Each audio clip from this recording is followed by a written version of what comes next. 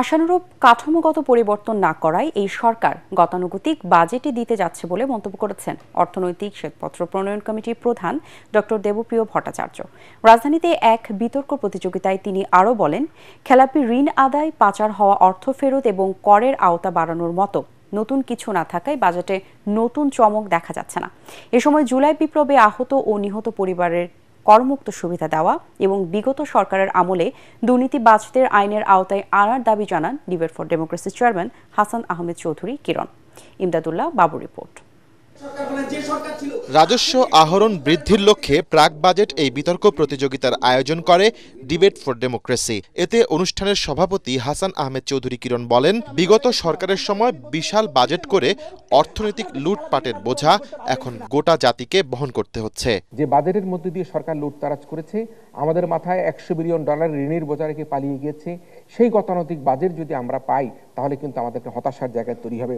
অন্তর্বর্তীকালীন সরকারের সময় আমরা এখনো পর্যন্ত আমরা দেখিনি যে বিগত সময় অর্থ পাচারকারী, দুর্নীতিবাজ, ঋণ খেলাপি, কর খেলাপিদের একটা তালিকা প্রণয়ন করবার জন্য সেগুলো যদি প্রকাশ করা হয় তাহলে কিন্তু লুটতারাজের ধারাবাহিকতা সেটি বন্ধ হবে। অনুষ্ঠানে অর্থনীতিবিদ ডক্টর দেবপ্রিয় ভট্টাচার্য বলেন, দেশের অর্থনীতি সংস্কারে শ্বেতপত্র প্রণয়ন কমিটি যেসব সুপারিশ করেছে তার অধিকাংশই এখনো বাস্তবায়ন হয়নি। অনেকগুলো আমরা দেখেছি যে সেইভাবে হয়নি। যে লোকটা ট্যাক্স দেয় তার যে টিআইএন আছে, সাথে বিআইএন আছে, তার একটা ভ্যাট নাম্বার আছে, তার একটা জাতীয় পরিচয়পত্র আছে, তার আবার ফ্যামিলি কার্ড আছে, তার আবার ওখানে ভর্তুকির কার্ড আছে। এই সবগুলো তথ্যকে যদি আপনি একত্রিত না করেন তাহলে তার সামগ্রিক আয় এবং সামগ্রিক অবস্থান কিন্তু আমরা পরিষ্কার করে বুঝি না।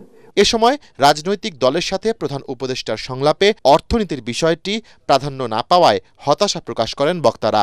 এটা গতানুগতিক দুঃখজনকভাবে হতে যাচ্ছে। এই বাজেটের সবচেয়ে বড় চমক হতে পারত যারা ব্যাংকের টাকা ফেরত দিলেন না, কিন্তু তাদের কাছ থেকে সম্পত্তি জব্দ করে সেগুলোকে বিক্রি করে তাদের ব্যাংকে রক্ষিত টাকাকে এখানে নিয়ে এসে তাদের শেয়ারগুলোকে বিক্রি করে দিয়ে বিদেশে যেই টাকা চলে গেছে সেই টাকার এখন কিছু কিছু পদক্ষেপের ভিতরে আছে, সেগুলিকে আমরা যদি নিয়ে আসতে পারতাম, অর্থায়নের একটা নতুন খাত খুলতে পারতাম, তাহলে একটা অভিনব খাত হিসেবে আসবে এবং আগামী দিনে ব্যয় কাঠামোতেও এইটার একটা বড় ধরনের ইতিবাচক প্রতিফলন থাকবে বলে মনে করি।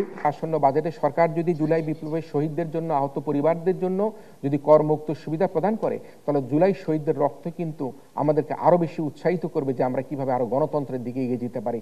আমরা তাদের প্রতি সম্মান দেখানো হবে। যে বাজেট ঘোষিত হতে যাচ্ছে সেই ঘোষিত বাজেটে অন্ততপক্ষে স্বাস্থ্য, কৃষি, সামাজিক সুরক্ষা সহ আমাদের এই সকল খাতগুলোকে যাতে বাজেট বরাদ্দ বৃদ্ধি করা হয়, কর্মসংস্থানের লক্ষ্যে স্কিল ডেভেলপমেন্টের জন্য বাজেট ঘোষণা করা হয়। প্রতিযোগিতায় ময়মনসিংহের আনন্দমোহন কলেজকে হারিয়ে Bangladesh university of business and টেকনোলজির বিতার্কিকরা বিজয়ী হন। ইমদাদুল্লাহ বাবু, ATN বাংলা, ঢাকা।